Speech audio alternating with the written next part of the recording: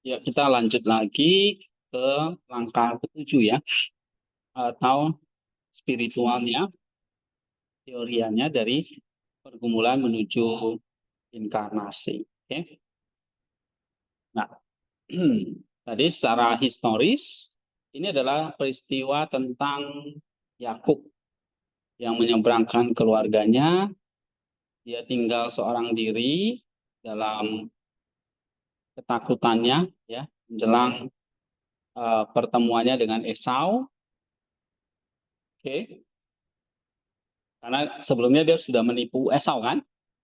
Nah, dia sebelum dia bertemu dengan Esau, dia menyeberang ke Sungai Yabok dan di situ dia bergumul ya atau bergulat dengan sosok misterius hingga fajar tadi, dan dia dilukai di pangkal pahanya, tapi dia berhasil mendapat berkat dan nama baru Israel. Ya, jadi Yakub ini satu pribadi yang unik sebetulnya ya. Dia menipu kakaknya ya, dan dia membawa pulang istri dan anak-anaknya. Ada berapa anak Yakub? 12 ya kan. Tapi waktu dia bergumul dengan seorang asing pun dia tidak mau kalah. Ya, gigih. Sehingga dia berhasil dapat berkat dan nama baru Israel. Padahal dia anak kedua yang harusnya tidak punya hak kesulungan kan. Nah, tapi dia berhasil mendapat hak kesulungan itu. Dengan Laban kan juga begitu kan ceritanya. Dia juga gigih dan cerdik, ya kan? Berhasil mengalahkan si Laban dan setelah dia punya cukup harta kekayaan, dia sudah punya istri dan anak, ya dia pulang. Nah, harus ketemu Esau ini. Nah, tapi di tengah peristiwa itu terjadilah peristiwa ini ya di Sungai Yabok ini. Nah, di sini peristiwa ini juga menjelaskan asal usul nama Israel dan larangan makan otot paha dan tradisi Yahudi. Oke, ini tadi sudah ya. Nah, sekarang kita akan masuk ke lapisan yang kedua, spiritual atau teorianya. Nah, pada pemahaman ini atau pada tingkat teoria ini kita bergerak ya melampaui catatan literal untuk menangkap apa? Logosnya. Kenapa? Karena tadi di landasan teorinya ada logos kan? Ya kan? Ini bukan sekedar catatan sejarah, tetapi ada prinsip-prinsip ilahi yang mau diajarkan. Ya, dan ada aporia atau kesulitan-kesulitan yang kita nggak bisa atasi hanya sekedar ilmu sejarah gitu. Jadi ada logos, ada aporianya. Nah ini yang nggak cukup hanya historia, sehingga kita perlu bergerak melampaui catatan literal. Literalnya kan historia. Nah untuk menangkap makna ilahi yang tersembunyi ya atau logosnya. Menurut Saint Maximus, pemahaman ini muncul ketika kita merenungkan teks melalui landasan teologis yang benar dan ketika kita menggunakan kesulitan usaha aporia sebagai pintu terbang. Nah, tadi udah ya. Jadi tadi kan ada landasan teologisnya, ada logosnya yang kita cari tahu, lalu ada kesulitan yang kita harus atasi. Jadi kalau ada yang bertanya, misalnya ya, eh, kenapa kok Yakub itu dilukai? Atau mengapa Allah bisa dikalahkan sama Yakub? Paling simpel, siapa laki-laki itu? Nah, ini kan kesulitan, pertanyaan-pertanyaan yang sulit kita jawab sehingga kita perlu langkah spiritualnya. Ya. Dan juga selain itu, kitab suci itu juga cermin dari kosmos, ya kan? Yang ada logosnya. Kita mau menangkap nih, logosnya apa ini? Atau prinsip ilahi apa yang tersembunyi di dalam cerita itu, di dalam narasi atau peristiwa Yakub ini. Paham ya? Nah, itu yang kita kerjakan di poin 72 ini. Kamu kan masing-masing nanti sudah punya teks, ya, kamu terjemahkan, kamu cari landasan teologisnya, kosmosnya, dan makna-makna simbolisnya. Nah, setelah itu kamu jelaskan nanti di poin 7.2. Jadi poin 7.2 itu kita lihat dulu teoria dari landasan ini. Apa sih teorianya, logosnya, ya kan? Lalu nanti kita susun jadi kita sintesis ya, jadi alegoris, tipologis, dan kristosentris. Nah, coba kamu perhatikan. Pertama, kita bangun teoria dari landasan teologinya. Landasan teologinya tadi di poin 3. Ya kan? Aporianya poin 6 atau langkah ke-6, ya kan? Nah, sekarang landasan teologisnya, kan tadi kita bilang kitab suci itu selalu manifestasi dari Sang Logos. Nah, maka peristiwanya kan pergumulan Yakub kan. Ini bukan sekedar kisah kuno, tapi ada logos yang hidup. Yaitu apa? Misteri perjumpaan ilahi manusiawi. Relasi ini antara ilahi dan manusiawi. Nah, ini logos yang kita mau tangkap. Sosok misteri yang bergulat dengan Yakub secara inheren, nah, menunjuk pada sang logos itu sendiri yang berinteraksi secara dinamis dengan ciptaannya. Ini. Jadi teoria dari landasan teologisnya ya, ini adalah ikon yang menyingkapkan misteri perjumpaan ilahi manusiawi. Ya, sosok misteriusnya itu adalah sang logos itu sendiri. Nah, itu ini dari landasan teologinya. Ya. Lalu kalau kita perhatikan ada malam, sungai, sentuhan, dia kan luka. Ini adalah satu simbol yang menunjuk pada realitas yang lebih dalam. Ini mendorong kita tidak berhenti pada permukaan. Jadi kita akan jelaskan di sini di alegorisnya. Oke, ini landasan teologisnya ya. Kemudian dari aporianya. Nah, aporianya tadi pertama siapa yang bergulat itu kan? Sosok misteriusnya siapa? Malaikatkah, manusiakah, atau Allah? Nah, ini jawabannya adalah ini adalah teofani sang logos prainkarnasi. Jadi ini bukan sekedar malaikat, tapi Allah sendiri yang merendahkan diri dalam rupa yang dapat dijangkau manusia. Satu prafigurasi dari misteri agung inkarnasi. Ya. Nah, ini kamu cari nanti jawabannya, jawaban-jawaban seperti itu di bapak-bapak gereja. Oke? Pakai komentari ACCS ya, Ancient Christian Commentary itu. Jadi jawaban aporia pertama terjawab ya. Siapa sosok misteri itu? Teofani dari Sang Logos yang sebelum inkarnasi. Jadi bukan malaikat, tapi Sang Logos itu sendiri. Ya. Lalu aporia tentang mengapa Allah tidak dapat mengalahkan Yakub. Nah, jawabannya adalah ini diselesaikan dengan teoria tentang sifat relasi Allah. Ya. Allah tidak memberlakukan kehendaknya dengan paksaan, tapi mengundang partisipasi manusia. Kekalahan Allah itu dianggap sebagai kemenangan dari prinsip sinergi. Jadi logos sinergi yang mau diajarkan di sini. Di mana kegigihan iman Yakub menang atas Allah yang dengan rela mengalah. Jadi Allah itu tanda petik ya, tidak bisa mengalahkan Yakub. Ini satu logos tentang kegigihan iman dari pihak manusia. Nggak cukup punya iman, tapi iman yang gigih, yang kokoh, yang ngotot. Ya, kan mereka bergulat sampai pagi kan, gitu. Ini iman yang apa? Gigih, kokoh. Maka Allah mengalah. Ya kalau mau unjuk kekuatan ya nggak mungkin Yakub bisa menang kan. Nah ini ya, Allah mau berelasi dengan kita dalam bentuk sinergi. Tapi dia mau iman kita tuh gigih. Maka dia akan mengalah. Ya. Kalau kita minta dengan gigi itu, lama-lama kita juga apa ya, hanyut gitu. Sama saya punya anak, dia mintanya gigi, kadang permintaannya nggak masuk akal, tapi saya lihat kegigihannya, saya kabulkan.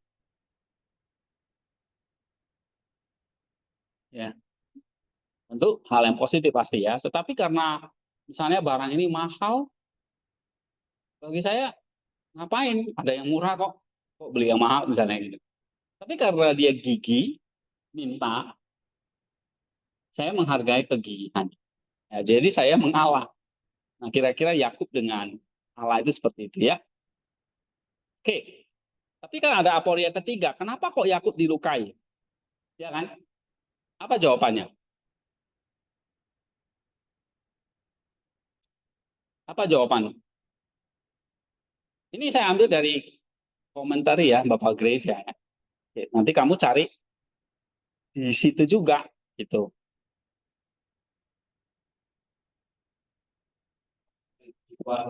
Hah? Ayo jawab supaya kalian nggak ngantuk. Hah? Iya, Yakub dilukai itu mau menunjukkan tentang ada penderitaan di balik berkat yang dia terima. Menderita dulu, baru ada berkat. Selalu gitu prinsip Allah. Dia nggak mau kamu bersenang-senang terus kamu ujung-ujungnya kamu mati gitu. Maka ada peribahasa apa? Bersakit-sakit dahulu. Iya, itu prinsip Allah. Sama ya. Tapi luka itu jangan, atau penderitaan itu bukan hukuman. Kayak tadi dikatakan kita memikul salib itu bukan hukuman ya. Tapi kekuatan disempurnakan dalam kelemahan. Nah, ini penting. Inilah mengajarkan kita logos salib. Ya, apa itu logos salib? Kekuatan disempurnakan dalam kelemahan. Ya, dalam 2 Korintus 12 ayat 9. Kelemahan baru Yakub kakinya jadi pincang kan? Ini sumber kekuatan spiritualnya yang sejati sehingga dia mulai bergantung kepada Allah. Biasanya manusia itu kalau eh, dikasih penderitaan, maka dia akan bergantung pada Allah. Tapi kalau dikasih kenikmatan, lupa sama Allah. Ya, itu natur manusia, natur kejatuhannya. Ya. Adam kan begitu kan, waktu dia menikmati buah itu dia lupa sama Allah. Tapi habis itu dia sembunyi dari, ya kan, dia takut. Nah, jadi ada luka, berarti ini teorianya apa? Teorianya nih meterai perjumpaan ilahi, logos salib. Ya, kelemahan itu menunjukkan ketergantungan kita kepada Allah. Nah, itu jawabannya. Oke, jadi kita membangun teoria dari landasan teologis dan aporia. Nah, ini ibarat kalau kita susun puzzle, ini kita kenalin dulu kepingan-kepingannya semua. Nah, kamu nangkap ya. Baru setelah itu, dari teoria yang telah dibangun di atas, kita sekarang mensintesiskannya dalam pemahaman spiritual. Mensintesiskannya dalam pemahaman spiritual. Ya, ke dalam puncaknya pertama secara alegoris dulu. Alegoris itu berarti kayak makna jiwanya. Pertama, pergumulan Yakub menjadi alegori perjalanan setiap jiwa. Jiwa dalam malam keterasingannya harus bergulat dengan disiplin asketis, praksis yang pada awalnya terasa seperti lawan. Melalui perjuangan ini, Nah, ini lambang dari kekuatan daging dan hawa nafsu dilumpuhkan. Jadi kok paha itu dilumpuhkan atau pincang, ini menunjukkan kita tidak lagi bersandar pada kekuatan sendiri, tetapi kepada rahmat Allah. Ini kan tadi kan, ini kan dilumpuhkan supaya kita bergantung pada Allah. Tapi perjuangan Yakub ini seperti perjalanan setiap jiwa manusia. Ya, dia bergumulnya kan di malam hari. Nah, dia harus bergulat dengan satu disiplin, ya, bergulat disiplin yang dari malam sampai pagi. Nah, ini perjuangan asketis ini. Ini perjalanan setiap manusia nih, perjalanan setiap jiwa. Tapi melalui perjuangan ini, ya, setelah kamu berhasil melewati praksis ini, kamu akan tahu bahwa nafsumu dilumpuhkan dan kamu tidak lagi bersandar pada kekuatan diri sendiri, tetapi kepada rahmat Allah.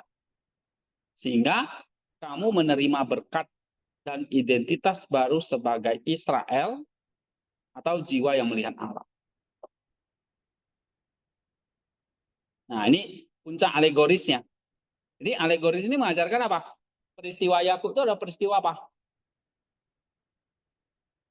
Perjalanan jiwa manusia melalui praksis, nafsunya dilumpuhkan, terus dia bergantung kepada Allah, sehingga dia nanti akan memperoleh berkat. Tadi menderita dulu nih, baru dapat berkat. Dan dia punya identitas baru sebagai Israel atau orang yang melihat Allah. Nah, itu alegorisnya ya. Ini teorianya. Jadi kenapa kok kita baca teks pergumulan Yakub ini secara alegoris? Karena ada makna rohani yang mau diajarkan. Kok ada makna rohaninya? Karena peristiwa Yakub itu ada logosnya. Jadi gini ya, orang yang dia nggak ngerti konsep ini. Pikirannya alegoris itu pokoknya semua dirohanikan. Nanti kamu kehilangan pacar terus kamu rohanikan. Ya boleh kontemplasi, tapi hati-hati juga. Kamu kehilangan uang, wah ini pertanda Tuhan tidak sayang aku, mencelakai aku. Nah kadang-kadang alegoris juga bahaya. Ya. Oke, kamu kehilangan sesuatu, karena handphone, terus kamu mengalegorikan ini, oh karena tadi malam saya tidak berdoa, misalnya. Bukan, alegoris itu nggak sembarangan, ada dasarnya. Apa dasar alegoris kita? Kenapa kok IT itu nulisnya kayak gini, ada alegoris, terus kayak gini tulisnya. Ada dasarnya. Dasarnya apa? Ini tadi, peristiwa Yakub bergumul dengan orang asing, orang misterius, lalu dia lumpuh dan dia menang, diberkati, ganti nama baru. Itu kenapa kok dialegoriskan? Karena itu kosmos yang tercatat dalam kitab suci, punya punya prinsip-prinsip ilahi. Nah, bagaimana kita menangkap logos itu, prinsip-prinsip ilahi itu adalah menangkap teorianya, makna rohaninya, karena logos itu prinsip-prinsip ilahi. Jadi kita pakai teoria atau alegoris untuk menangkapnya. Ngerti? Ya, jadi dasarnya adalah logos. Karena peristiwa Yakub itu ada logosnya. Dan itu menjadi cerminan kosmos.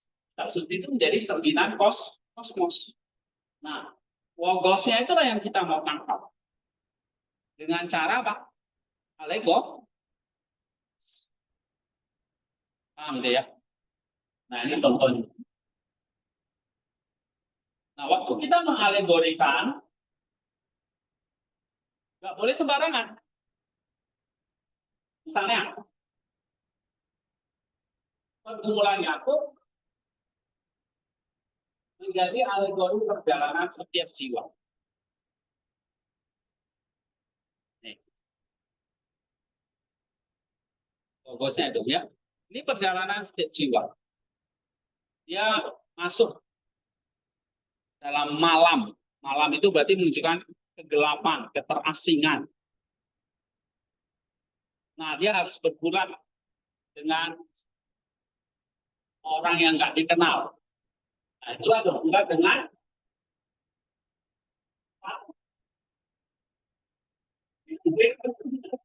arketis atau praktis, ya kan?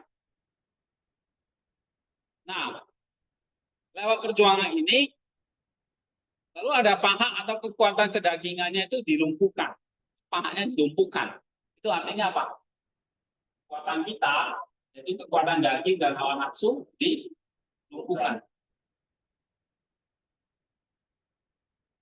Berarti jiwa nggak mengandalkan kekuatan diri lagi, tapi kekuatan dari Tuhan, rahmat Allah. Lalu dia bisa menerima berkat dan identitas baru. Nah, itu teorianya. Yang kedua, Maximus itu juga nggak sekedar alegoris. Alegoris itu pendekatan, umumnya pendekatan dari sekolah Alexandria dulu, di Origen, Clement, Cyril, ya, itu Agustinus, bahkan Nisa, oke, itu mereka bapak-bapak gereja yang menggunakan alegoris ini. Nisa menulis tentang kehidupan Musa, ya kan, bagaimana dia diselamatkan dari pembunuhan, masih bayi, itu sudah ada alegoris sampai dia memimpin Israel itu keluar dari Mesir menuju tanah perjanjian, tanah Kanaan. Nah, itu Nisa itu akar alegoris dia pakai Origen, Sirin, ya. Nah, Maximus juga pakai alegoris. Agustinus, ya, bapak-bapak gereja, baik yang mengikuti tradisi Origen atau Alexandria itu pakai alegoris. Kenapa kok mereka pakai alegoris? Karena mereka tahu ada makna rohani di balik teks itu. Nah, Sinus mengatakan makna rohaninya itulah, teorianya itulah, logos itu yang kamu tangkap. Ya.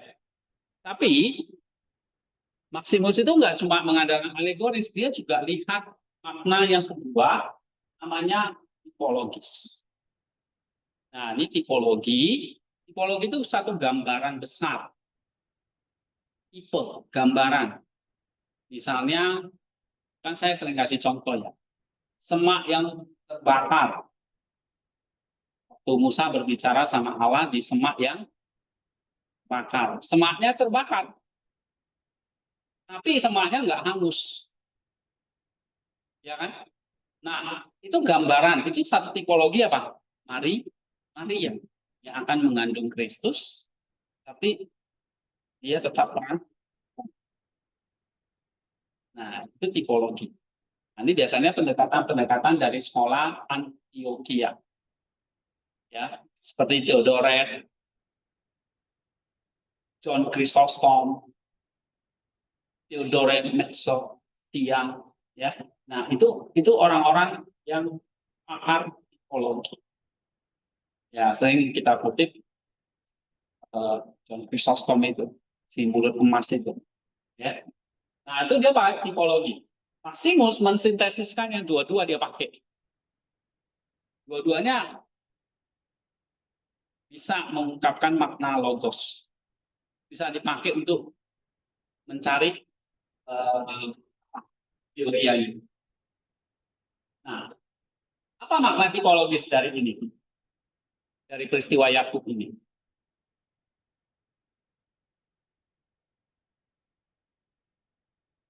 Yakub itu akhirnya jadi satu tipe atau gambaran dari Kristus dan orang Kristen, orang percaya. Ya. Nah, sebagai tipe atau gambaran Kristus itu, pergumulan Yakub di malam hari adalah gambaran dari penderitaan Kristus di Getsemani dan Gisman.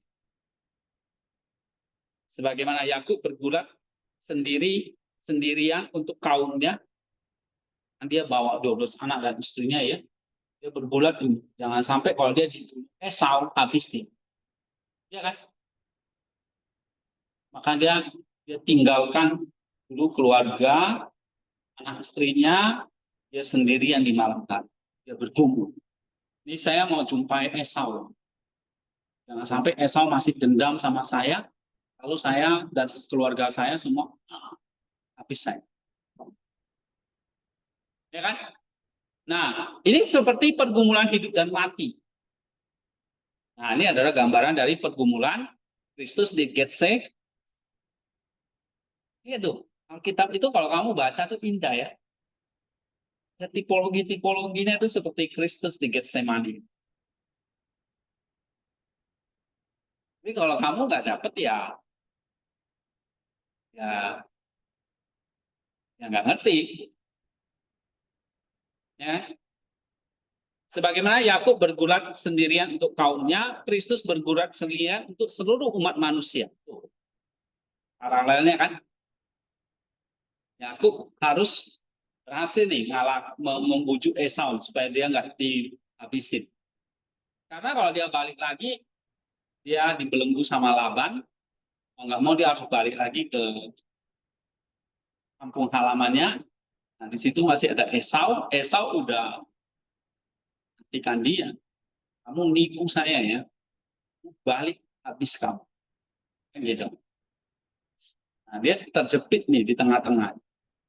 Dia bergumul sendiri. Di malam itulah tiba-tiba datang sosok orang misterius. Ya. Jadi Yakub bergumul sendirian untuk kaumnya, Kristus bergulat sendirian untuk seluruh umat manusia. Mengalahkan kuasa kegelapan. Jadi Yakub itu akhirnya menjadi gambaran dari Kristus. Tapi juga dia adalah gambaran dari perjuangan setiap orang percaya. Atau setiap orang Kristen. Kita dipanggil untuk apa? Berkumpul dalam doa. Untuk mematikan manusia lama kita.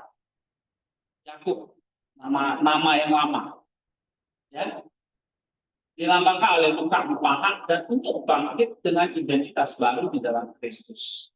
Saat fajar kebangkitan menyingsing dalam hidup kita. Ini adalah satu gambaran kita diajak, dipanggil untuk asketis, bergumul dalam doa untuk mematikan manusia lama kita. Nanti setelah itu kita dapat identitas baru, itu Israel. Ya. Nah, itu gambaran pergumulan ya Yakub. Itu gambaran perjuangan kita mematikan manusia lama dengan identitas baru. Tapi itu juga pergumulan, gambaran dari pergumulan Kristus di Getsemani. Tapi kalau tadi alegorisnya itu apa? Ini juga pergumulan Yakub ini perjalanan jiwa. Saya sudah jelas. Ya, untuk menerima disiplin asketis untuk menerima. Nah, baru puncaknya kristosentris. Ini puncak maknanya.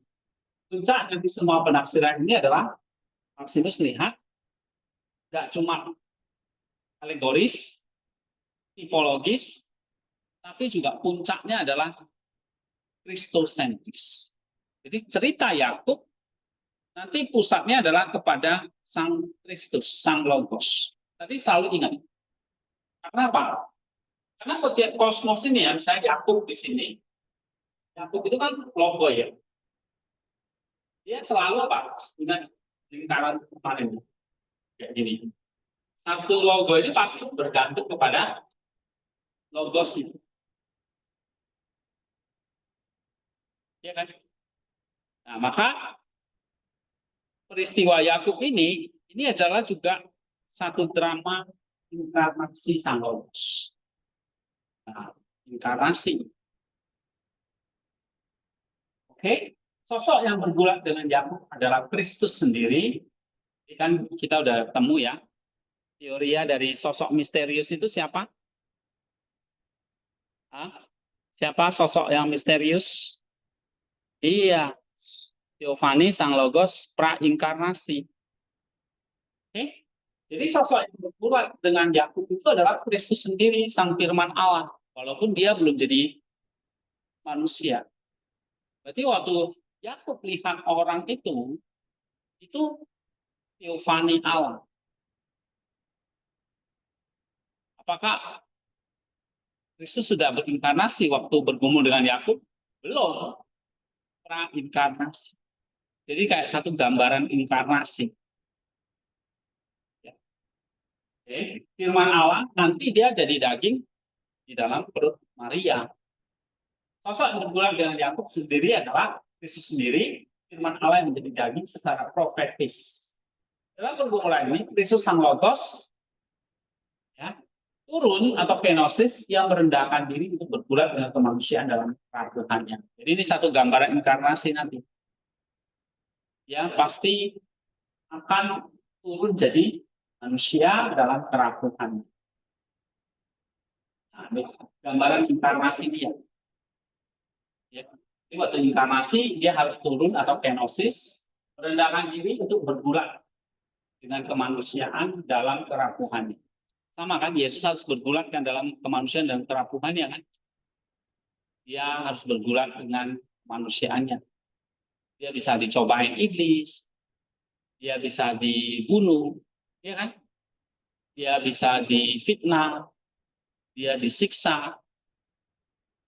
Nah, itu kenosis. Sama kayak dia bergumul, bergulat dengan Yakub. Paham nih? Ya, ya. Yang pertama kenosis, yang kedua melukai untuk dia menyentuh dan melukai sifat manusiawi Yakub. Kita tahu dia penuh tipu daya dan kesombongan. Esau sama Laban ya kan. Yakub itu memang orang yang banyak tipu dayanya, maka disebut penipu dia dan sombong. Nah, untuk menyembuhkannya, maka dia buat jadi lumpuh, ya, dan membebaskannya dari ketergantungan pada diri sendiri. Jadi, sosok misterius itu menyentuh dan melukai sifat manusia kita. Ke depan, kita tidak lagi bergantung pada diri sendiri, kepada Tuhan. Ya, lalu dia nggak hanya melumpuhkan, dia memberikan nama baru Israel. Dia mengangkat Yakub dari identitas lama ke dalam sebuah relasi baru yang transformatif sebagai orang yang melihat Allah atau Israel. Nah, inilah yang kita sebut dengan teosis, partisipasi dalam kehidupan ilahi yang dimungkinkannya sepenuhnya melalui inkarnasi, kematian, dan kebangkitan Kristus yang sesungguhnya. Sehingga kamu lihat di sini, pergumulan Yakub dengan orang asing ini pergumulan tentang inkarnasi, kematian, dan kebangkitan. Inkarnasi berarti ini kenosisnya. Kematiannya ya berarti dia sepenuhnya taat kepada Allah. Lumpuhan Yakub itu ini melambangkan kematian Kristus, ya, yang sepenuhnya kehendaknya itu diserahkan kepada kehendak Bapa di Getsemani itu, dan terus dia bangkit. Nah, bangkit inilah seperti dia memberikan nama baru pada Yakub Israel. Ya, kamu lihat, Kristus sentrisnya itu seperti itu. Menggambarkan apa? Inkarnasi, kematian, dan kebangkitan Kristus. Nah, itu Kristosentris. Jadi kamu nanti kalau exegesis cari apa Kristosentris, pasti ada. Ya, Kristosentrisnya pasti ada. Nah, dengan demikian, kenapa kok saya katakan pasti ada? Karena sekali lagi, ini yang terjadi ini kan terjadi di level logos kan, ya kan? Nggak bisa dipisahkan dari sang logos. Yang terjadi pada Yakub itu kan level logos, logos kecil, selalu menggambarkan nanti logos besarnya. Ya, ternyata peristiwa Yakub itu apa? Peristiwa ini, kenosis, peristiwa inkarnasi, peristiwa kematian dan kebangkitan. Sehingga teoria yang muncul dari landasan teologis dan aporia mengungkapkan bahwa kejadian 32, 22 sampai 32 bukan sekedar kisah tentang Yakub, ya, tapi sebuah ikon dan agung tentang bagaimana Kristus Sang Logos. Nah, ini dia. Bukan kisah Yakub ini, tapi tentang bagaimana Kristus Sang Logos masuk ke dalam perjuangan manusia. Dia bergulat dengan Yakub kan, berarti dia berjuang masuk ke dalam perjuangan manusia, melukai kita dengan kasihnya untuk menyembuhkan kita dari dosa. Makanya Yakub itu pangkal pahatnya terpelecok dan mengangkat kita menuju persatuan abadi dengannya, kasih nama baru. Nah, dulu saya baca ini kan juga nggak ngerti apa ya ini, ini ceritaan ini, sosoknya siapa kita juga nggak tahu. Terus bulat itu Yakub ini lumpuh, jadi pincang. Nah, kita belajar pakai lensa Maximus baru ngerti. Ini adalah gambaran tentang apa? Bagaimana Kristus Sang Logos apa? Masuk dalam perjuangan manusia. Itulah gambarnya dia bergulat dengan Yakub, ya kan? Melukai kita dengan kasihnya untuk menyembuhkan kita dari dosa.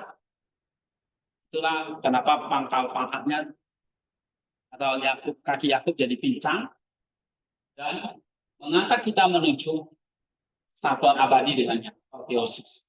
Itulah Yakub itu kok diberi nama Isra. Jangan panggil dia Yakub lagi, tapi Isra. Ya, sampai sekarang ya Israel tetap sombong. Ya, nah itu. Karena keturunannya Yakub sih. Yakub itu ya gitu. Banyak tipu daya dan sombong. Belum bertobat Yakub. Oke. Sekarang kita ke makna 7.3 ya. Nah, baru dari setelah kamu udah dapat teorianya, nah sekarang kamu baru cari apa makna apa moralnya atau praktiknya. Apa makna moralnya?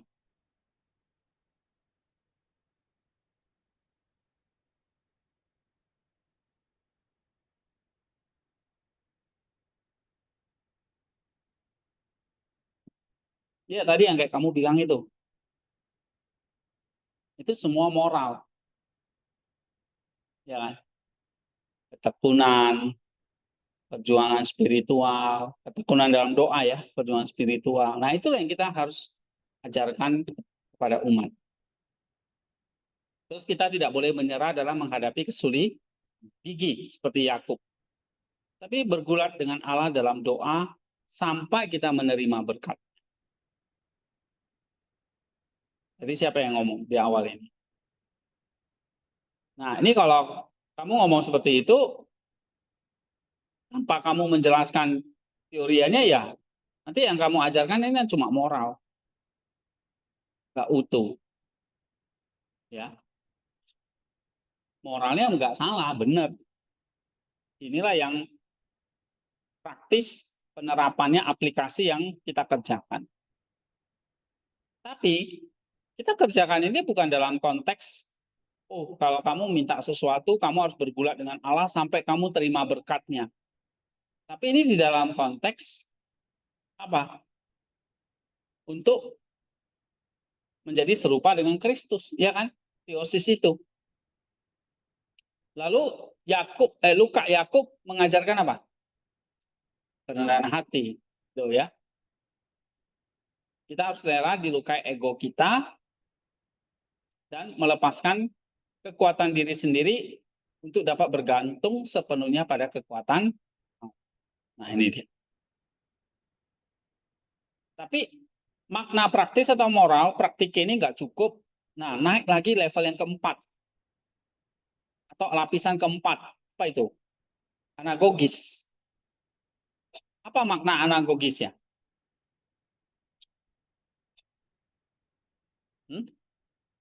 Ayo.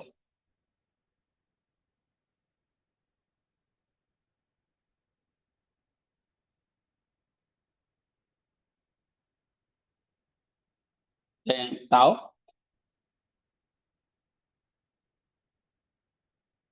Iya. Anagogis itu setelah praksis ya naik ke eskatologinya. Apa itu?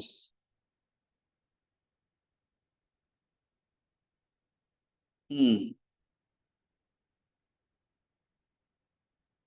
Ya. Hmm. Terus?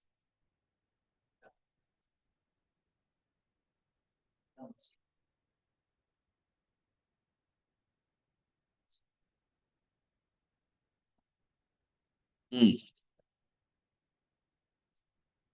Jadi anagogisnya nanti adalah ini pergumulan seumur hidup ya, sampai nanti kamu akan melihat apa? Allah muka dengan muka secara penuh. Ya, ini gambaran kehidupan kita di dunia. Oke, kita perjuangan kita di dunia itu ini masih dalam perjalanan, tapi ada pengharapan dan pemulihan di kehidupan yang akan datang. Yaitu nih, kita akan melihat Allah muka dengan muka. Jadi mana anagogisnya itu adalah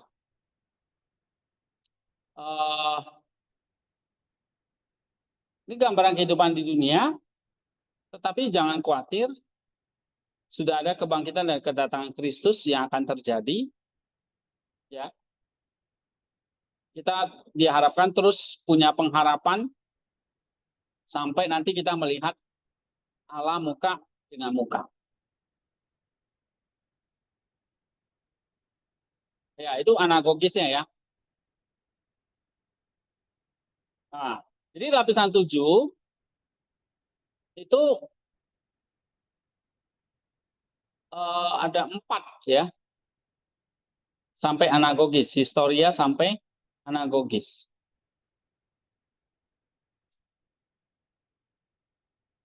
Oke, sekarang ke-8, kontemplasi alam dan kitab suci oleh penafsir. Nah, ini dia. Oke. Nah, setelah melalui penafsiran berlapis, penafsir melakukan apa? Kontemplasi. Jadi, setelah langkah 7 selesai, kamu nih sekarang melakukan kontemplasi. Ya. Kamu melihat kegelapan malam di alam, lihat aja di alam misalnya.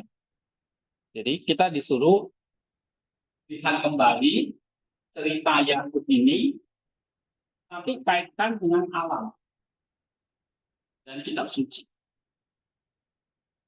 Ya, caranya. Lihat kegelapan malam, ini adalah satu simbol dari malam gelap jiwa. Mana iman gemericik, misalnya air sungai di Yabok, ini menjadi pengingat akan kehadiran waktu dan godaan yang fana. Lalu melihat terbitnya matahari fajar. Ini manifestasi dari logos kebangkitan dan harapan. Sama seperti sang logos yang adalah terang dunia mengalahkan kegelapan. Nah, lalu hubungkan dengan kitab alam, dengan kitab suci, Kisah Yakub. Penafsir memahami bahwa seluruh kosmos dan sejarah keselamatan ini sebetulnya arena perjumpaan antara pada manusia yang berpuncak pada kemenangan perang.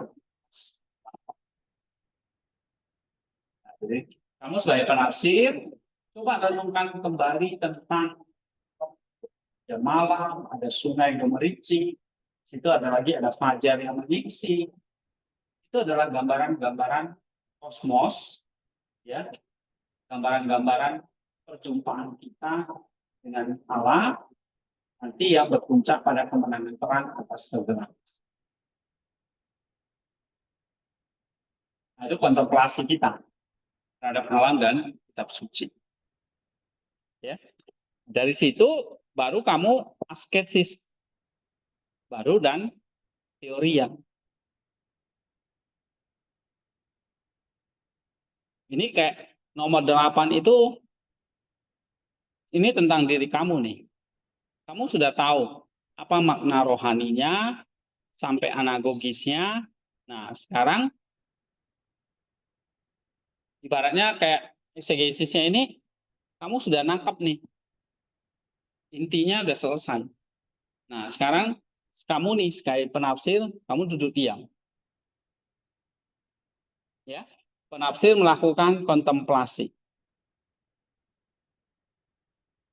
Apa ya cerita ini ya? Hubungannya dengan alam apa ya? Oh, setiap hari ada malam, nanti ada pagi, ada malam lagi, ada pagi lagi. Oh, ini ngajarin apa ya? Nah, itu.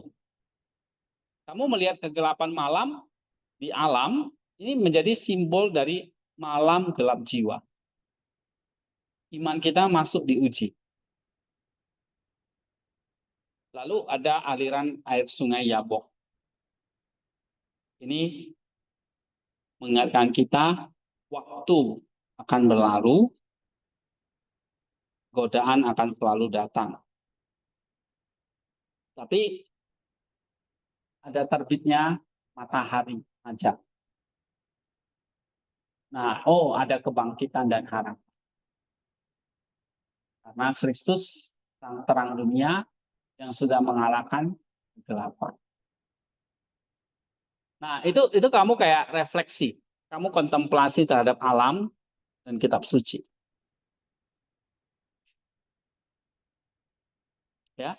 Sehingga nanti kamu mendapati bahwa ternyata seluruh kosmos dan sejarah keselamatan itulah arena perjumpaan antara Allah dan manusia yang berpuncak pada kemenangan terang atas kegelapan.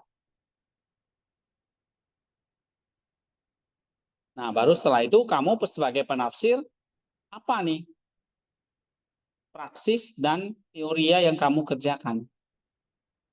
Teoria kitab suci udah beres kan? Tapi sekarang penafsirnya. Kitab sucinya kamu sudah tahu. Teorianya apa? Asketisnya apa? Ini kan?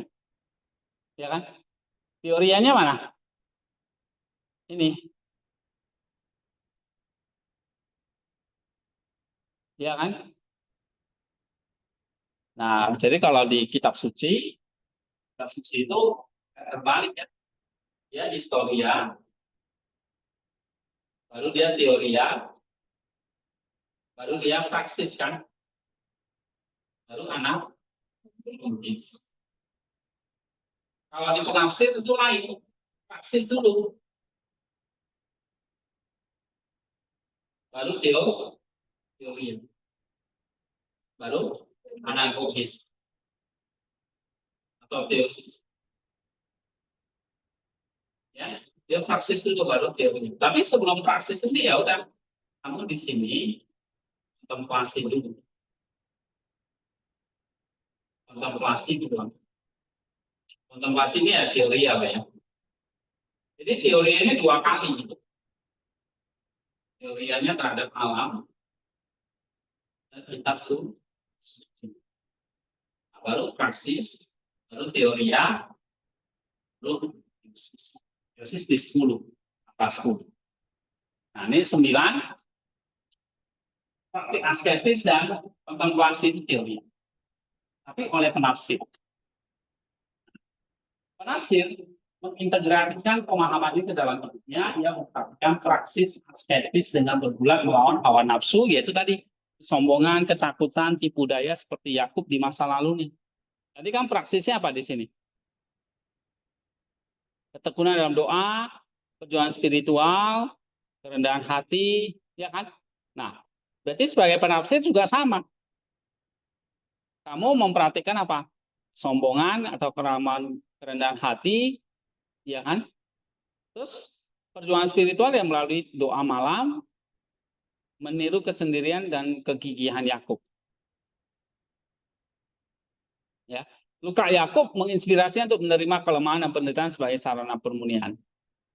Nah, praksis ini akan membuka nus intelek kita untuk teoria atau kontemplasi, di mana kita tidak lagi hanya membaca tentang Yakub, tapi secara spiritual menjadi Yakub. Kitalah Yakubnya. Ya, artinya kita mengalami pergumulan sendiri dengan Sang Logos. Itu. Jadi praksisnya yang di kitab suci apa? Ini jadi praksis kita. Ya kan? Ini jadi praksis kita. Teorianya apa yang di kitab suci? Ini jadi teori yang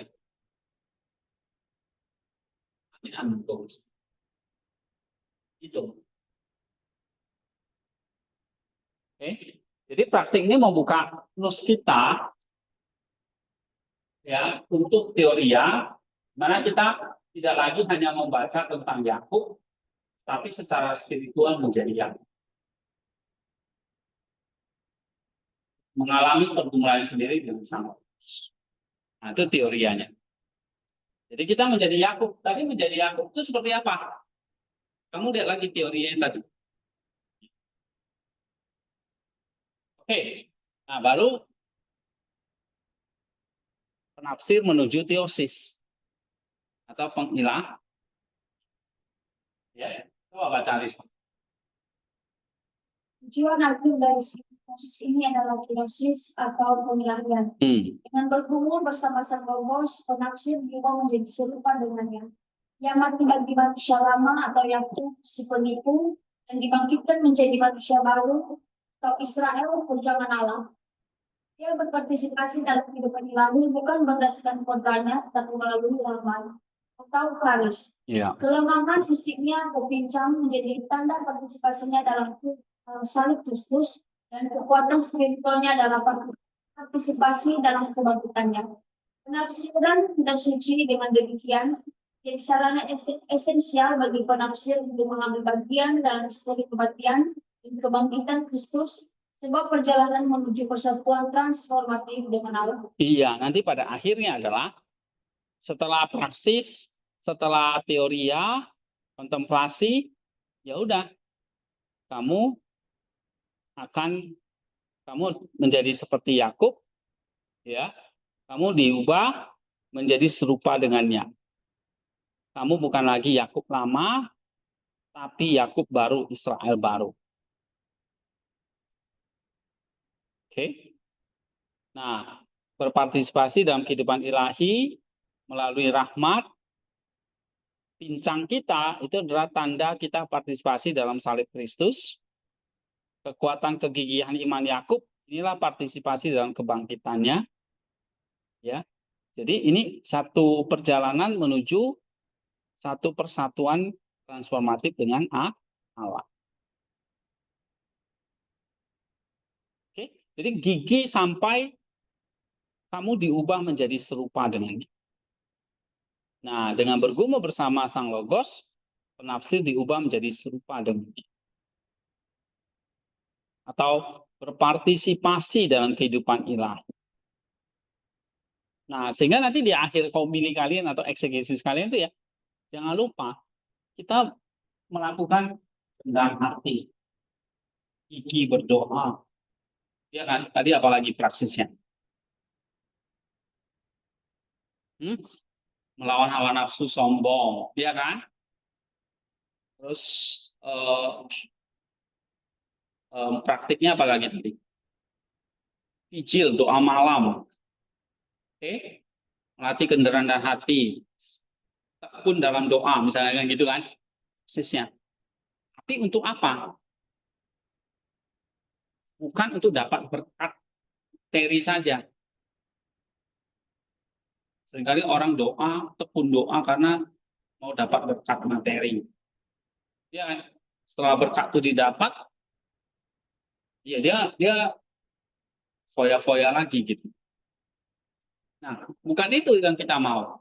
Tapi praksis itu adalah mengubah kita dengan kamu tekun berdoa, kamu jadi serupa dengan Kristus. Dengan kamu melatih kerendahan hati, tidak sombong, kamu menjadi serupa dengan Kristus. Yang kamu sedang mematikan manusia lama menjadi manusia baru. Terus berpartisipasi dalam kehidupan ilahi. Ya, melalui rahmat. Memang kita pincang. Tapi itulah tanda partisipasi dalam salib Kristus. Dan itulah kekuatan yang Tuhan berikan. Nah, jadi intinya praksis-praksis yang kita lakukan itu adalah untuk menuju kepada dosis. Bukan hanya sekedar dapat berkat secara sementara, tapi berkat yang kekal. Ya. Jadi kamu akan ngomong, ini perjalanan menuju satu satuan transformatif atau teosis. Oke, sudah selesai. Sampai kita tiba kesimpulan. Kesimpulannya ya nanti merangkum atau bukan merangkum ya, memberikan gambaran singkatnya dari awal sampai akhir itu apa sih sebetulnya? Ya, kesimpulan, coba baca. Ya. Analisis kejadian pasal 32 ayat 42 melalui lensa verifikasi Maximus dan pengaku iman menyingkapkan sebuah drama spiritual yang sangat dalam. Iya. Pergumulan yang pun diabot adalah ikon dan perjalanan setiap jiwa percaya dari kegelapan menuju terang, dari ketergantungan pada diri sendiri menuju ketergantungan pada Allah, dari identitas lama yang penuh dosa menuju identitas baru di dalam Kristus. Aporia dalam teks menjadi kunci yang membuka makna kristosentris, di mana sang Logos sendiri turut untuk bergula dengan kita, melukai kita dengan kasih untuk menyembuhkan kita dan mengangkat kita ke dalam persekutuan ilahi. Penafsiran ini bukan sekedar eksegesis dan ke sebuah jalan hidup yang transformatif, sebuah peta menuju teosis. Iya. Jadi akhirnya cerita Yakub ini satu tunjuk peta Google Map menuju mana? Sama, kamu nanti khotbah itu kayak kamu memberikan Google Map sama orang, ini loh cara menuju kerajaan surga. Cara menuju teosis. Menuju rumah yang menuju tujuan yang kamu kasih apa? Kasih apa? Peta. Tahu peta? GPS, Google Maps. Waze. Orang Jakarta dengan Waze. Waze, ya kan? Satu peta menuju teosis. Nah, sinilah kamu lihat. Simpulannya itu di situ. Apa peta menuju teosisnya? Kita pertama gelap. Kita masih suka bergantung diri sendiri. Nah, diubah menjadi identitas baru melalui Sang Logos. Kenapa? Karena dia sudah turun bergulat dengan kita, sudah menyembuhkan kita, dan mengangkat kita. Nah, kita tinggal partisipasi. Oke, Eh, nah, ini terakhir, baru kamu challenge-nya adalah bikin homili. Homili itu, ini saya coba pakai tadi ya, 3 tahap penyeberangan. Penyeberangan itu masih ingat? Saya aja ya. Pertama kan kita ajak jemaat itu historia jemaat dulu. Ya kan? Baru historia jemaat masuk ke historia teks. Historia teks masuk ke teoria teks. Baru sampai praktis dan anagogis teks.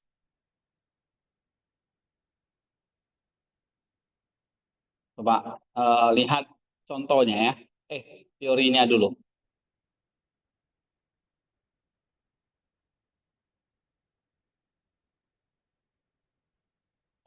Apa judulnya diabasis ya. Sudah saya kasih belum ya? Linknya ini. 3 tahap homili. Ya. 3 tahap homili sebagai diabasis. Jadi yang pertama apa kemarin? Penyeberangan ya.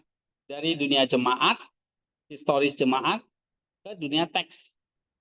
Jadi kalau di homili itu istilahnya kayak pendahuluan ya. Kita sentuh kebutuhan mereka dulu, touch need. Ya kan? Baru dari situ apa? Dari dunia teks atau historia nyebrang ke roh atau teoria. Nah, nanti dari teoria masuk ke praksis dan anagogis. Sama dari sisi ini.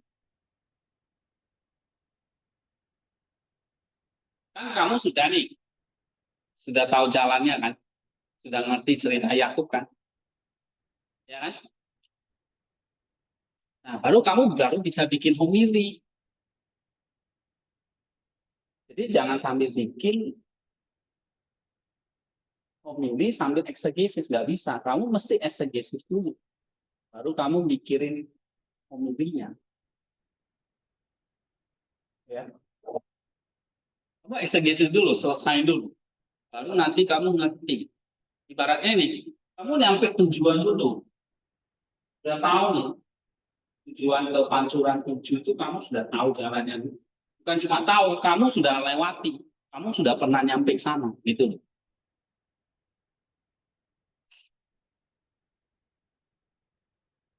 Ya. Nah, baru nanti kamu jadi pemandunya. Jadi kamu khotbah itu kayak kamu tour guide, pemandu. Kan dulu kita mau trekking itu kan pakai guide kan. Ya, tour guide kan. Kok dia bisa nuntun kita karena dia sudah pengalaman. Dia sudah tahu jalannya dan dia bukan cuma tahu, dia nggak sudah pengalaman, sudah ngalami gitu. Jalan mana ke tujuan. Nah, kamu tuh sebagai pengkhotbah itu kayak tour guide tadi.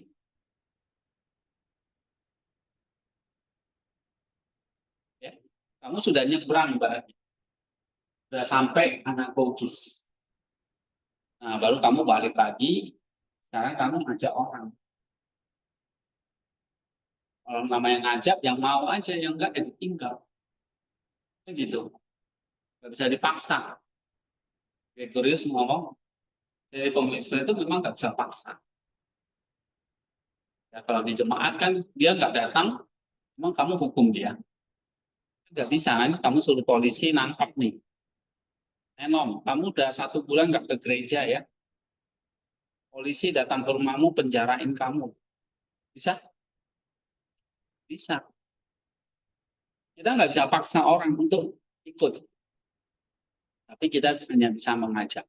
Nah, tapi kamu ngajaknya ya yang jelas.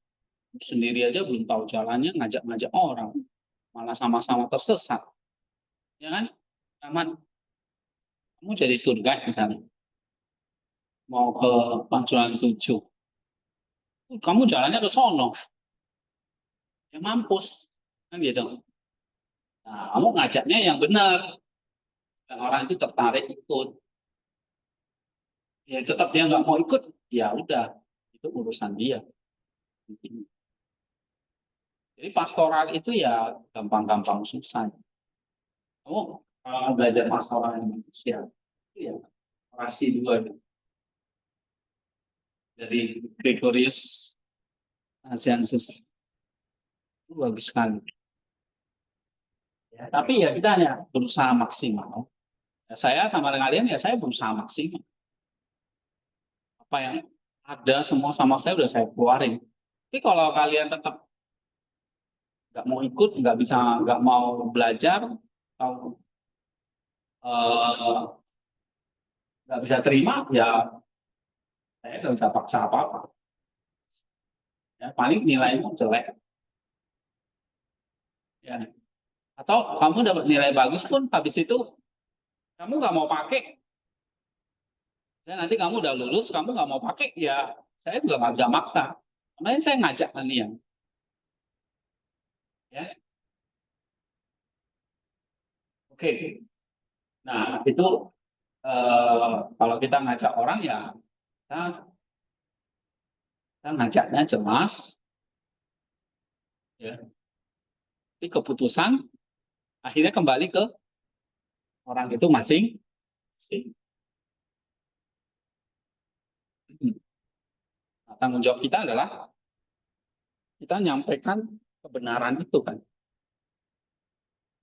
Jangan sampai ya tadi kamu salah tujuannya ke sana, kamu nyampeinnya orang tanya kamu Purwokerto mana ya dek? Oh sana, padahal di bawah kan. Nah gitu, kita salah ngajar. Nah itu bahaya juga. Oke ini 3 tahap ya. 3 tahapnya adalah sampai kita ngajak orang itu sampai anagogis tentunya. Nah untuk itu ya kalian di kelas ini ya ini kelas latihan ya. Belajar, saya juga makin belajar, makin latih bikin ini ya makin ngerti lama-lama. Ya, oke, pemilihnya jadi misalnya ini contoh ya, contoh, coba baca lagi Risna. Siapakah di antara kita yang belum pernah merasakan malam yang panjang, malam di mana kita merasa sendirian, cemas dan takut akan fajar yang akan datang? Mungkin fajar itu adalah sebuah presentasi penting di kantor, percakapan sulit dengan pasangan, atau kehadiran yang jatuh tempo.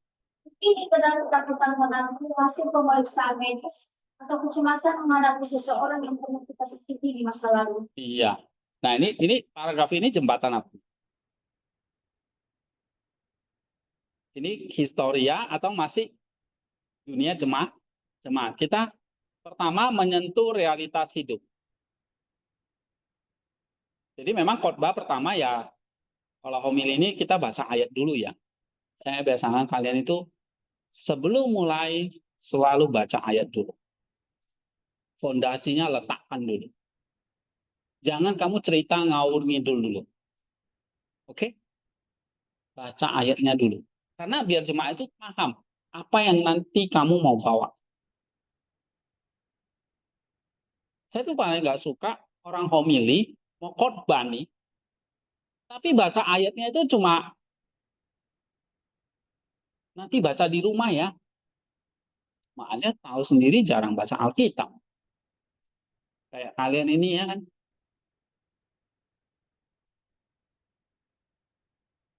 Emang kalian baca kalau nggak dipaksa? Nggak juga. Ya kan? Apalagi anak Gen Z sekarang. Anak saya itu contoh. Paksa-paksa. Seminggu jalan. Masih mending seminggu. Terus itu ya sudah. Game aja. Jadi waktu kamu khotbah, boleh dengan cerita. Tapi apa nih ceritanya mau bawa kemana? Ayatnya dulu kasih tahu. Kalau ayatnya panjang gimana Pak? Satu kitab. Ya kamu juga nggak bijaksana, ya kan? Masa milih satu kitab kamu khotbah itu? Satu pasal Pak. Mazmur 150 misalnya. Untuk Mazmur 50 yang kayaknya panjang sekali itu. Ya kamu kan bisa motong-motong. Ya kan? Ayat-ayat mana yang penting? Karena ingat waktu yang sempit misalnya. Tapi ayat dulu gitu loh. Ya kan? Saya ayat dulu nih di atas ini. Supaya ini loh yang mau dibahas. Jadi ceritamu makin terarah nanti. Nggak orang nebak-nebak, baru cerita 10 menit, oh baru kita buka ayatnya. Aduh, itu bagi saya ya. Tapi style orang-orang beda-beda. Tapi saya pikir fondasi dulu, kitab sucinya dulu. Bacain aja. Mari Bapak Ibu, kita baca Kejadian 32 ayat 22 sampai 32. Saya kira 10 ayat oke. Gak usah dipotong-potong juga. Kalau tuh ayat cuma 5 ayat gitu. Atau bahkan sama saya nggak dibacain ya. Kemarin tuh siapa yang khotbah di gereja ini? Nah, gak ada. Sekarang kok jadi ngetren nggak baca ayat gitu. Saya jadi bingung. Ya. Jadi ayatnya itu ya itu fondasinya yang mau diajarin. Bukan ayat itu sekedar ditempel supaya terkesan rohani. Itu bahaya. Bahaya sekali. Kalau ayat itu cuma sekedar bumper, tahu bumper. Mobil punya bumper itu di depan doang. Aksesoris doang. Bukan.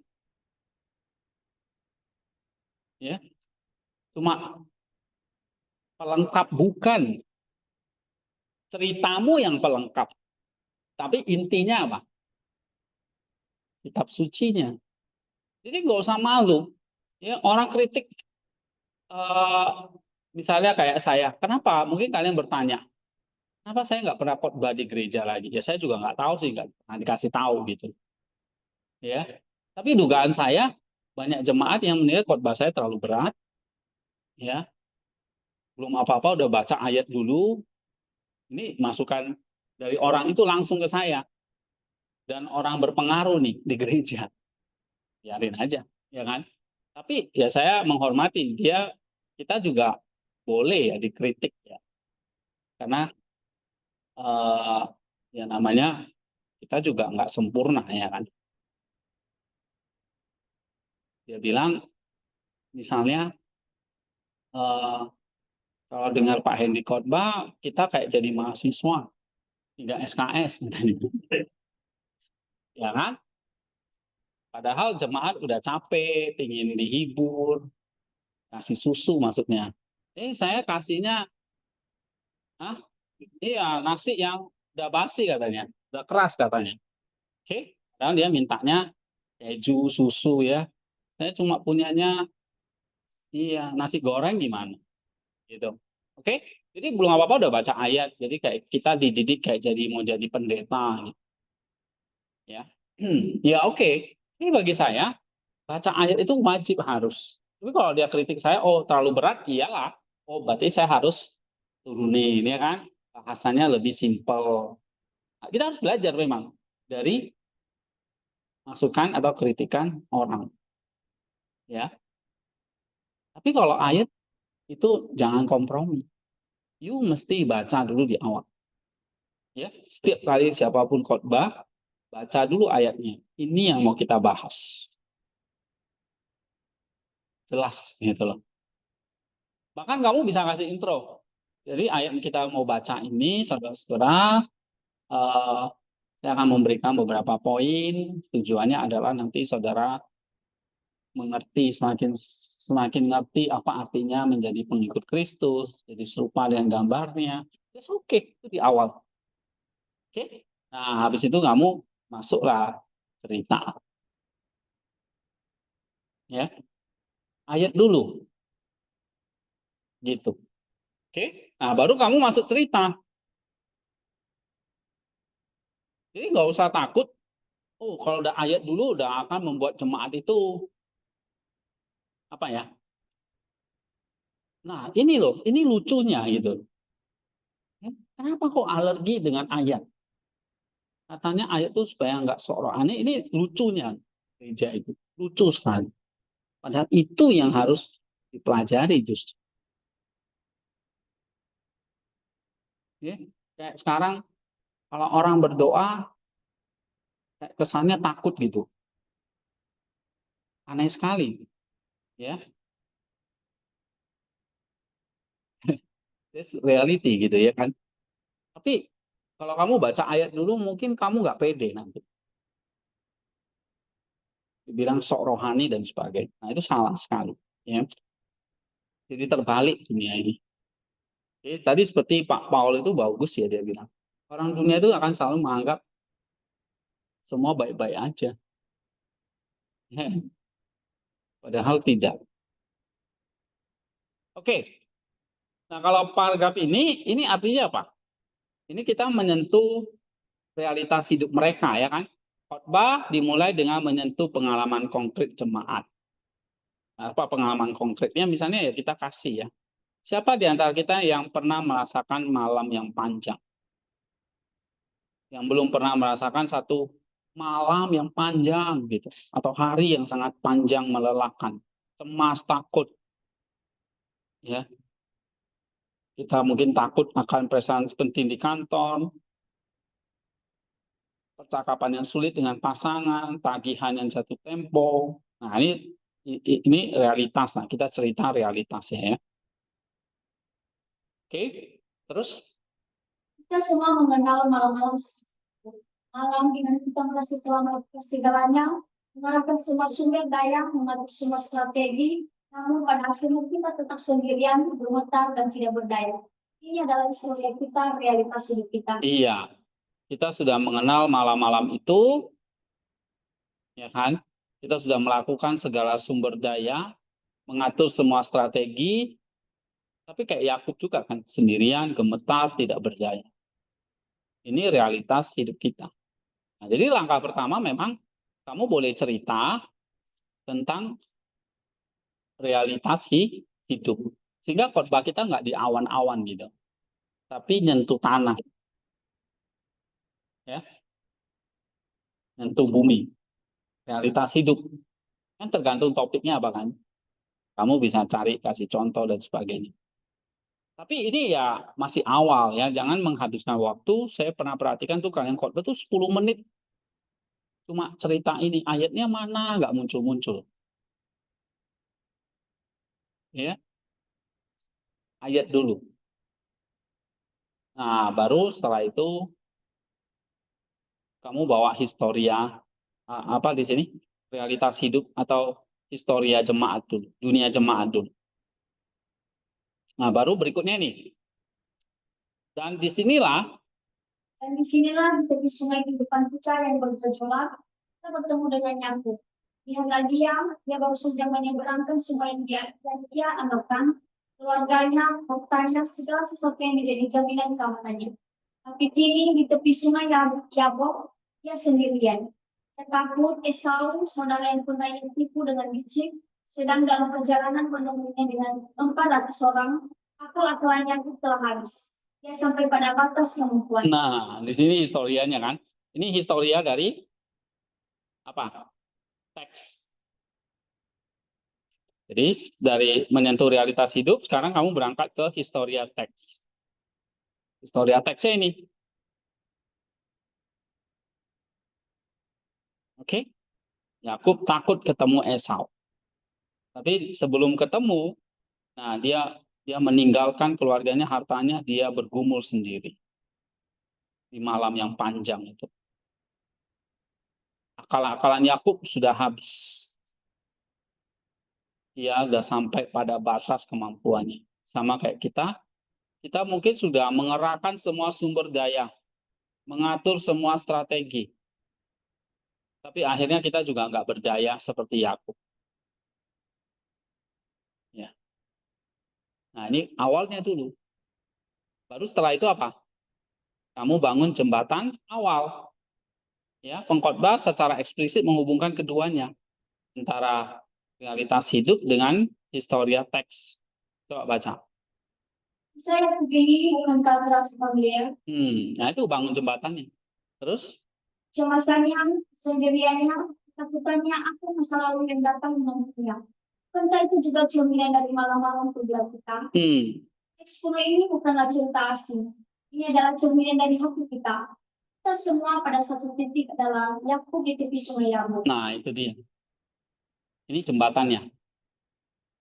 Kita tuh pergumulan Yakub tuh juga sebetulnya sama dengan pergumulan kita. Terus?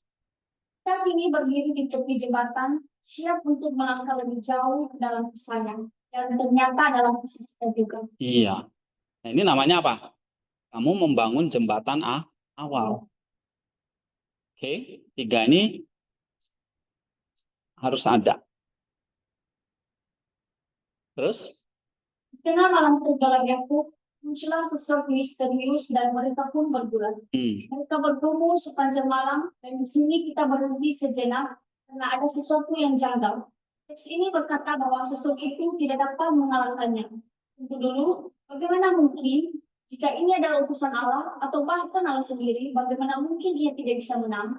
Ini adalah sebuah aporia, sebuah kesulitan yang mengundang kita untuk menyeberang dari pemahaman literal ke pemahaman spiritual. Nah, di situ setelah kamu cerita tentang history text, kamu bawa jemaat itu nyebrang. Nyebrang kan butuh jembatan. Nyebrang dari mana ke mana? Dari huruf ke roh. Disinilah kamu mengajukan pertanyaan aporia. Kamu ajukan. Iya ya.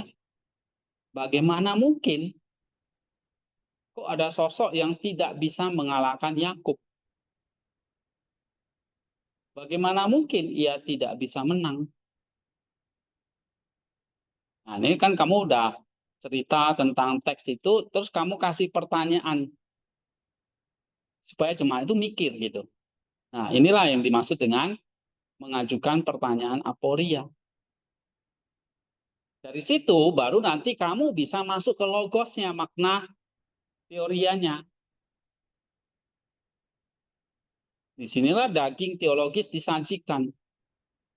Ya, coba. Ini bukanlah tentang siapa yang lebih kuat secara fisik. Mungkin kekalahan Allah di sini justru adalah kemenangan terbesar dari kasihnya. Allah tidak memaksa. Dia tidak menghancurkan Yakub dengan kuasanya. Sebaliknya, dia membiarkan Yakub berjuang, membiarkannya berpegang erat, membiarkannya menunjukkan kegigihan imannya. Nah, ini dia. Ini kalau kamu udah ngomong gitu, kamu berarti menjelaskan apa? Menyingkapkan logos. Terus? Dan lihatlah apa yang aku serukan. Aku tidak akan membiarkan engkau pergi jika engkau tidak memberkati aku. Pergumulan ini ternyata bukanlah pergumulan untuk melarikan diri, melainkan sebuah doa yang paling intim dan mendesak. Ini adalah perjuangan menuju Allah, bukan melawannya. Nah, ini masih logosnya ya, menyingkapkan makna teorianya. Terus? Disinilah teoriya pemahaman spiritual mulai tersikap. Pergumulan kita dengan Allah, keraguan kita, kemarahan kita, pertanyaan-pertanyaan kita, jika kita lakukan satu terus berpegang padanya, itu bukanlah tanda ketidakpercayaan. Itu adalah doa, itu adalah iman yang sedang berjuang, dan Allah menghargai perjuangan itu. Nah, ini dia. Inilah momen pencerahannya. Jadi, jemaat tidak lagi melihat pergumulan Yakub itu sebagai sesuatu yang kalah, tapi rahmat. Ini dia.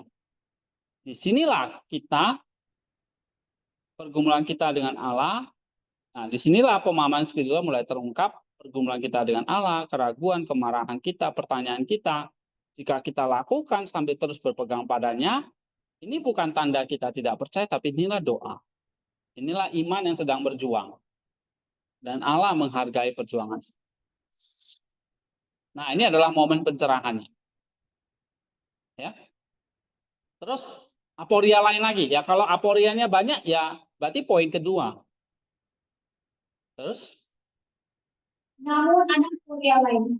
Aku menang, tapi ia pulang dengan cedera. Sosok itu menutupkan pahanya dan ia pun menjadi pincang seumur hidupnya. Mengapa? Karena di dalam kerajaan Allah, kemenangan sejati seringkali ditandai oleh luka kerendahan hati. Luka itu adalah mengenai perjumpaan ilahi. Itu adalah pengingat permanen bagi aku. Kau tidak lagi berjalan untuk kekuatanmu sendiri, kau berjalan untuk kekuatanku. Langkahmu yang pincang adalah tanda bahwa engkau kini bersandar sepenuhnya padaku. Oke, ini logosnya lagi. Kamu menyingkapkan logosnya lagi. Habis itu? Inilah logos di balik kisah ini. Sang logos yaitu Kristus sendiri turun ke dalam pergumulan kita. Ia berjumpa dengan kita dalam pengakuan kita, yang melukai kesombongan dan kemandirian kita dengan kasihnya, dan ia dapat menyembuhkan kita dan memberi kita kekuatan yang sejati. Nah, ini momen pencerahannya.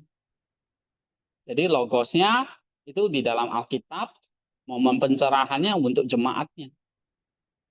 Terus? Pergumulan itu adalah konfigurasi dari pergumulan Kristus di Getsemani, di mana ia bergumul dengan kita semua, kita dapat menerima berkat dan identitas baru sebagai anak-anak Allah. Nah, itu dia. Terus? Jadi, apa artinya ini bagi kita sekarang? Di sini, setelah kita menyeberangi jembatan pemahaman ini, perjalanan ini tidak lengkap jika kita tidak membawanya ke dalam hidup. Nah, baru kamu masuk yang ketiga ini. Nyebrang lagi dari pemahaman teoria ke aplikasi sekarang. Ya. Jadi panggilan untuk bertindak, praksis. Kamu bisa bertanya nih, jadi apa artinya ini bagi kita sekarang di sini? Nah, ini panggilan untuk aplikasinya. Terus baca. Pertama, ini adalah panggilan untuk praksis untuk tindakan nyata. Iya, praksis. Satu, apa? Dalam hal jadikan itu doa seperti yang peganglah Tuhan dengan berat dan jangan lepaskan sampai dia memberkati Anda. Terimalah luka Anda, mungkin itu adalah kelemahan, kegagalan, atau penderitaan yang tidak Anda inginkan. Jangan melihat sebagai kebutuhan, tetapi sebagai potensi yang terakhir perjumpaan ilahi. Sanalah dalam kelemahan Anda, kekuatan Kristus menjadi sempurna. Berjalanlah dengan pincang yang penuh kerendahan hati, bukan dengan kesombongan yang rapuh. Nah, ini ajakan kita. Praksisnya. Ya. 2 poin ini. Baru setelah itu apa? Menawarkan analoginya. Coba baca. Kedua, ini adalah undangan untuk analogi. Untuk mengangkat pandangan kita ke atas. Setelah pergumulan itu, Yakub mendapat nama baru Israel. Ia yang bergumul dan menang bersama Allah. Identitasnya diubah, perjumpaannya dengan Allah memberinya masa depan yang baru. Saat ini meyakinkan kita bahwa pergumulan kita tidak berakhir dalam keputusasaan. Karena Kristus telah masuk ke dalam pergumulan kita, identitas kita pun diubah. Kita bukan lagi sekedar penipu yang dibelenggu masa lalu, tetapi Israel rohani, umat yang dipanggil untuk berjalan bersama Allah. Setiap langkah pinjam kita di dunia ini adalah langkah yang membawa kita lebih dekat menuju fajar abadi, menuju persekutuan penuh dengan Allah. Jalan kita di bumi ini dengan segala pergumulannya adalah sebuah pendakian suci menuju teosis. Menjadi semakin serupa dengan dia, yang telah terlebih dahulu berbulat untuk kita. Nah, itu dia. Jadi menawarkan pergumulan kita itu di bumi, itu adalah pergumulan menuju persekutuan penuh dengan Allah. Ya, ini adalah pendakian suci menuju teosis. Supaya menjadi semakin serupa dengan Kristus. Nah, ini adalah tawaran anagogi. Ya, jadi khotbah ditutup dengan mengangkat pandangan jemaat ke atas menuju tujuan akhir. Oke, terus? Maka marilah kita pulang bukan dengan ketakutan akan malam, tapi dengan kebaran yang bergumul, dengan kerendahan hati yang dilukai, dan dengan pengharapan untuk berjalan meskipun pincang menuju fajar kemudiannya. Nah, gitu. Jadi lengkap. Bahwa orang itu praksis, teorianya cerita Alkitabnya apa nih, makna rohaninya, lalu praktek, dan itu. Ya. Oke. Jadi kalau teorianya poin-poinnya ya kamu bisa taruh di sini.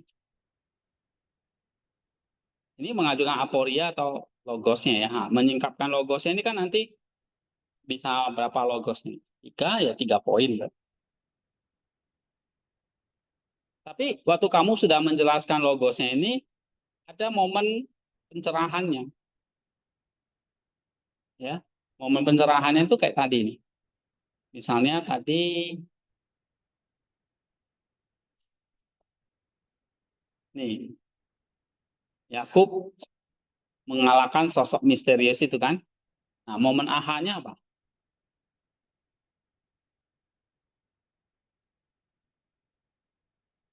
Hah? Ini bukan tentang siapa yang lebih kuat secara fisik. Kekalahan Allah ini adalah kemenangan terbesar dari kasih.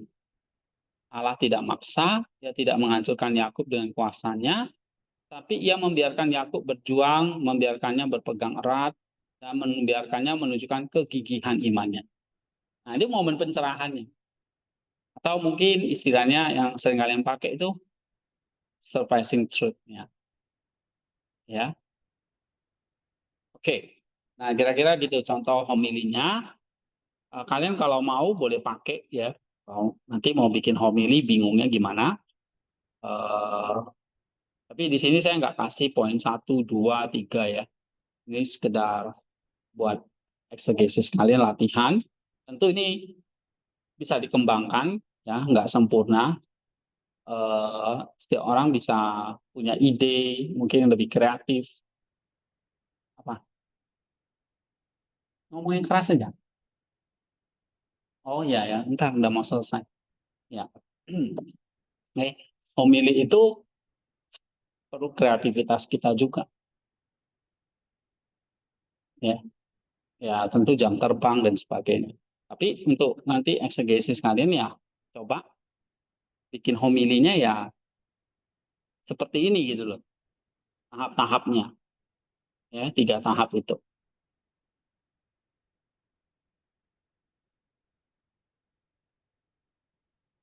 Oke, kita selesai. Ada yang mau ditanyakan nggak?